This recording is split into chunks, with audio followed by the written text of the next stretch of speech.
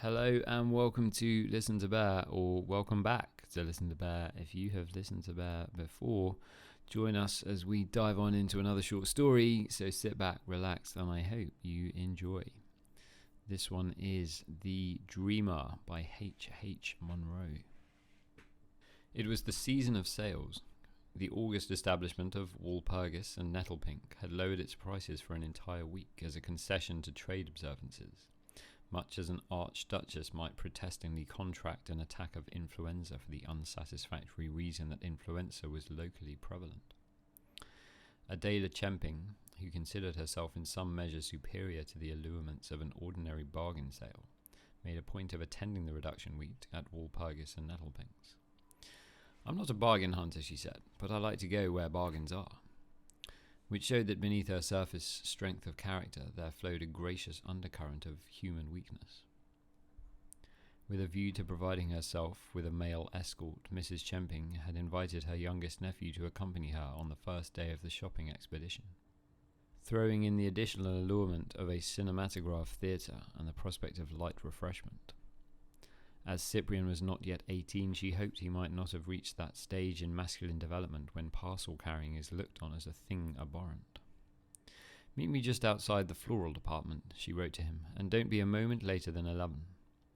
Cyprian was a boy who carried with him through early life the wandering look of a dreamer, the eyes of one who sees things that are not visible to ordinary mortals and invests the commonplace things of this world with qualities unsuspected by plainer folk, the eyes of a poet or a house agent.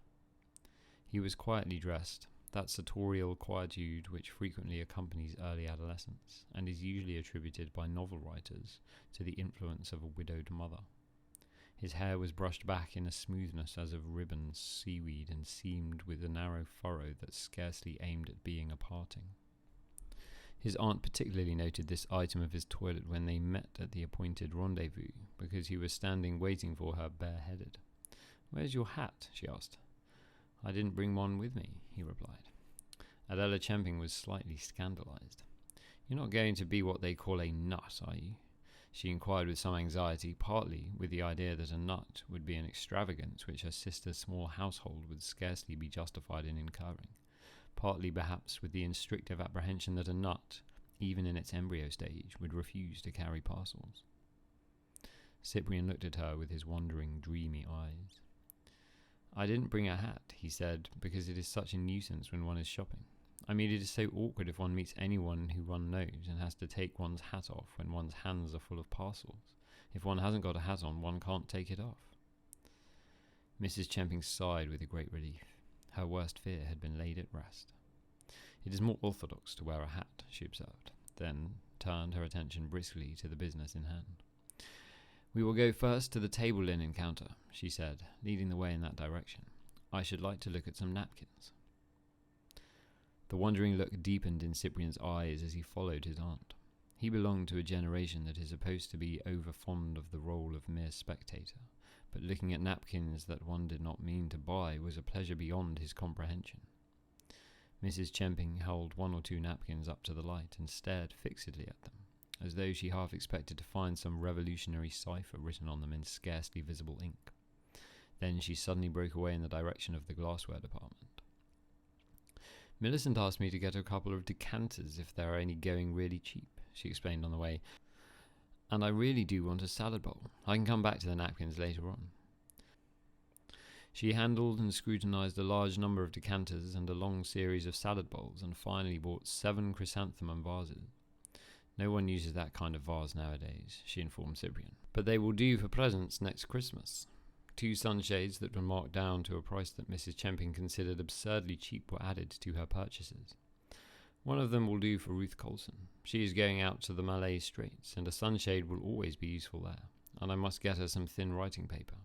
It takes up no room in one's baggage." Mrs. Chemping bought stacks of writing paper. It was so cheap, and it went so flat in a trunk or portmanteau.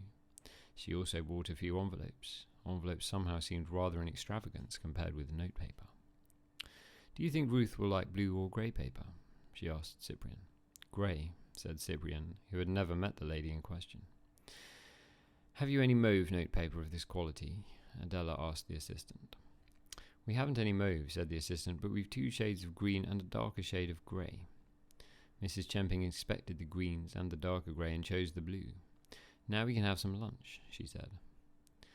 Cyprian behaved in an exemplary fashion in the refreshment department, and cheerfully accepted a fish cake and a mince pie and a small cup of coffee as adequate restoratives after 2 hours of concentrated shopping. He was adamant, however, in resisting his aunt's suggestion that a hat should be bought for him at the counter where the men's headwear was being disposed of at temptingly reduced prices. "I've got as many hats as I want at home," he said, "and besides, it rumples one's hair so, trying them on."